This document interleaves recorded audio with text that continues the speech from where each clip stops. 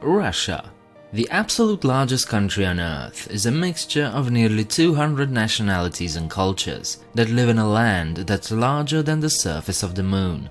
To manage such a large territory, the country is divided into dozens of federal subjects. Today we'll talk about a faraway territory hidden from the world's view in the almighty Siberia, the Altai Krai. Hello, and welcome to 7 Facts. The Altai Territory, or Altai Krai, is a large federal subject located in Siberia. This place is not to be confused with the Altai Republic, which is in the same area but is a different administrative entity altogether. Both regions are named after the stunningly beautiful Altai Mountains and are home to the Altai people, an ethnically Turkic group living in the region.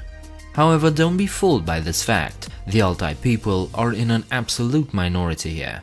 94% of the 2.4 million people living here are Russians, and the second largest ethnic group is represented surprisingly by Germans.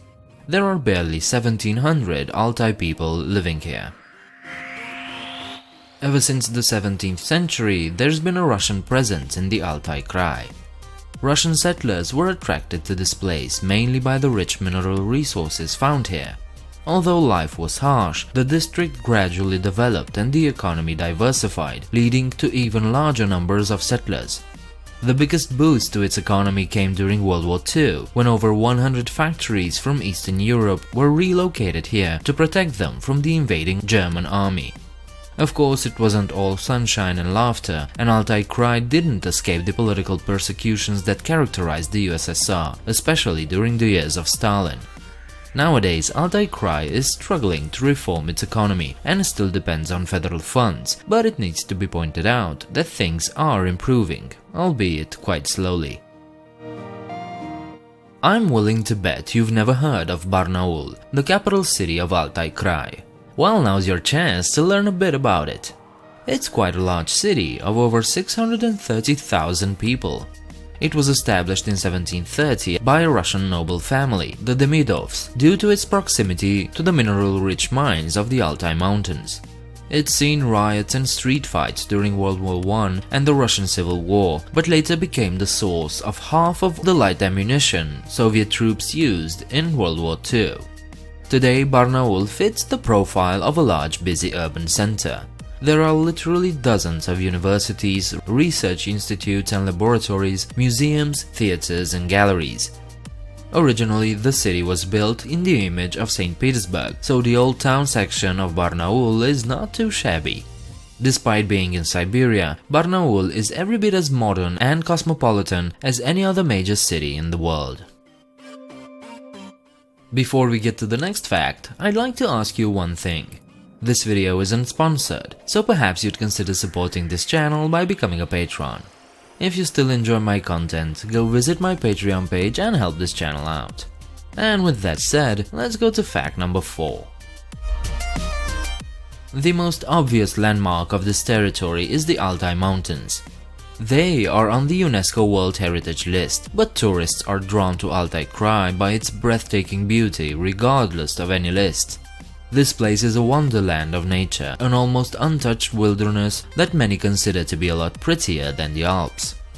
I don't know about that, but judging from the pictures I found on the internet, it is indeed a place like no other. Altai Krai is the place of the highest mountains and the deepest river valleys in Siberia. The Chulyshman River valley, surrounded by mountains, has one incredible canyon. The best place to check out the stunning panoramas is from the Katu-Yaryk pass. Be warned though, the road to the pass is not for the faint-hearted. It's a narrow road that somewhat fits one car, and the elevation changes are around 800 meters. If you're up to it though, it's well worth the risk. There's another fact that made the Altai Krai very famous, the Denisova Cave. The cave itself, while worth visiting, is not the actual highlight. What was found here is. Due to its specific properties, it was fit for living and has been used by ancient humans for about 150,000 years. And not just humans of our kind, but also Neanderthals and another species we didn't even know about, the Denisovans. The DNA analysis of the found finger fragment in 2008 showed that it was a completely new species of humans, which could not be classified either as a Neanderthal or as an ancestor of modern humans. The analysis indicated that the Denisova hominin diverged from a common ancestor well before Neanderthals and modern humans did, around 1 million years ago. And although extinct, this species of humans have not disappeared completely.